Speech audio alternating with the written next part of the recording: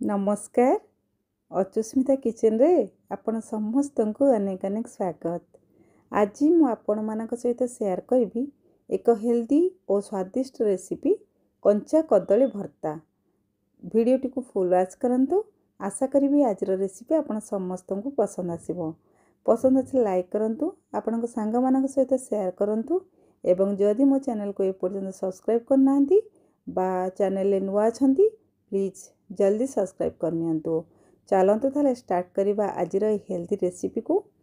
तो ये कंचा कदली भर्ता पाई देखंतु मु एठी तीनटा कंचा कदली को दुई खंड करके काटिकी ताको गोटे प्रेशर कुकर रे देइछि। ता सहित गोटे आलू ताको सिझेई नेछि मु। गोटे सीटी देला परे एटा बहुत बढ़िया भाबरे सिझी जाइछि। तो तापरे आमे ए कंचा कदली चोपा को छड़े नबा। तो कंचा कदली चोपा को देखो मु छड़े नेछि। ता सहित गोटे आलू तार मध्य हम चोपा को छड़े नबा। तो ये रेसिपी को आपण केवल कंचा कदली सीझार मध्य आपण बनै परिबे। तो टिके स्वाद लागिबो सेति मु गोटे आलू देछि।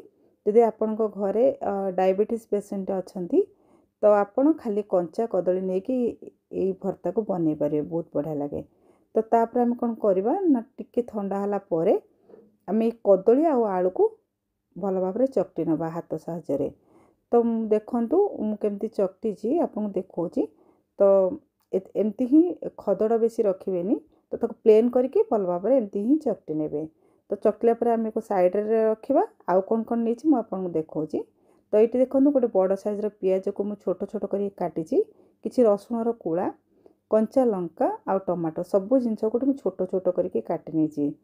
तो ता प्रथमे आमे कोन करबा ना गैस रे बसेबा गोटे करेई।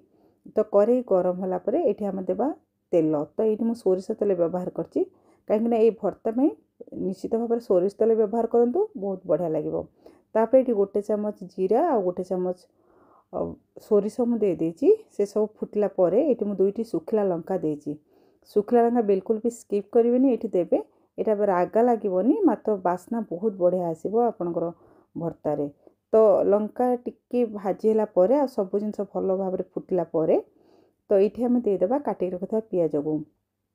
तो पियाज को आमे से पर्यंत भाजीबा जे पर्यंत एटा टिके सॉफ्ट न हो जाइछि।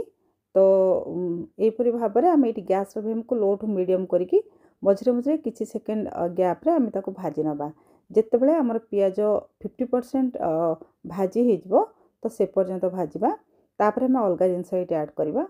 तो 50% पियाज भाजी होला परे आमे एठी दे देबा काटी के रखिबा रसुण आ कंचा लंका। तो लंका और कंचा लंका को ए पियाज सहित आमे किछि सेकेंड पर्यंत भाजीबा। मात्र ध्यान रखिबे एको रसुण को बिल्कुल भी पोड़ीबेनी बा पियाज को एटा टिके टिके लाल हेले से पर्यंत भाजीबे। एटा पोड़ी गले ना टेस्ट भल लागबोनी। तो ध्यान रखिबे एटा। तो तापरे ए सब जिंस को टिके जेतले आमे देखिबा कलर चेंज हे जबो लाल लाल हे आसीबो ना, सेठी हम दे देबा काटी के रखिबा छोट छोट करके टमाटो। टमाटो देला परे आमे एठी स्वाद अनुसार लूण दे देबा। आमे चकटिला बेले बिल्कुल भी लूण दे नाहंती। तो एठी ही मु लूण देछि। तो आपण जदि चकटिला बेले लूण दउजंती ताले एठी बिल्कुल भी लूण दियंतुनी, नै तो टिके टमाटो सॉफ्ट आमे अल्प टिके लूण एठी दे परबे। तापर लूण देला परे हमर देखंतु धीरे धीरे टमाटो सॉफ्ट हे गलानी। तापर आमे ताको एमती खडका साजे टिके टिके माडी माडी दबा जहा फल के एटा हमर मिसी परिबो टमाटोटा हमर पियाज आ रसुण लंका सहित। तो एबे देखंतु पूरा बहुत बढ़िया भाबरे एटा मिसी हेछि टमाटोटा। तापर आमे चकटी के रखिथिबा आलू आ कंचा कदली रो चकटा को एठी दे देबा। तो तापर आमे ताको भलो भाबरे एपरि भाबरे गोळे नबा। तो जेमती हमर भलो भाबरे ए कदली चकटा सहित सब जिंस भलो भाबरे मिसी पारू। तो एमती मिसेला परे आमे एठी गैस रो फ्लेम को लो टू मीडियम करिकि किछि किछि सेकेंड गैप रे आमे ताको एपट सपट करबा। जे पर्यंत हमर एठी कंचा कदली रे टिके पानी रो अंश थाए। तो जे पर्यंत एटा सुखिला हेई न जाइछि से पर्यंत आमे ताको भाजीबा। तो देखिबे ध्यान रखिबे मझरे तळु टिके टिके जेतबे लागि आसीबो ना आमे सेतबे जानिबा कि हमर एठी भर्ताटा बनि जाइछि। तो एहिपरि भाबरे आमे बारंबार ताको चलौथबा। एमती आमे 5 रु 7 मिनिट पर्यंत एको भलो भाबरे लो टू मीडियम आंच रे भाजीबा किछि किछि सेकेंड गैप रे।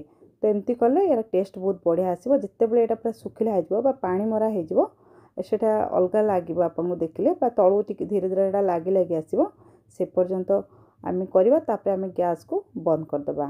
ଏବେ ଦେଖନ୍ତୁ ମୋର ଭର୍ତ୍ତାଟି ପ୍ରସ୍ତୁତ ହେଇଯାଇଛି। ମୁଁ ଆପଣଙ୍କୁ ବାଢ଼ିକି ଦେଖାଉଛି। ଦେଖନ୍ତୁ କେତେ ବଢ଼ିଆ ଦିଶୁଛି ଆମର ଏଇ କଦଳୀ ଭର୍ତ୍ତା। ତ ୟାକୁ ଆପଣ କଦଳୀର ରେସିପି ଆପଣ ଖାଇ ଖାଇ ଯଦି ବୋର୍ ହେଇଯାଉଛନ୍ତି ବା ଆପଣଙ୍କ ପାଖରେ କଦଳୀ ଅଛି ତ ନିଶ୍ଚିତ ଭାବରେ ଏଇ ରେସିପିକୁ ବନାନ୍ତୁ। ଦେଖିବେ ସମସ୍ତେ ଖାଇବା ପାଇଁ ପସନ୍ଦ କରିବେ। ଏଇଟା ବହୁତ ହେଲ୍ଦି ମଧ୍ୟ। ତ ଆଜିର ରେସିପି ଆପଣଙ୍କୁ କେମିତି ଲାଗିଲା କମେଣ୍ଟ କରି ଜଣାଇବେ। ଆଜି ପାଇଁ ରହିଲି, ପୁଣି ଆସିବି ଆଉ ଏକ ରେସିପି ନେଇ। ଜୟ ଜଗନ୍ନାଥ।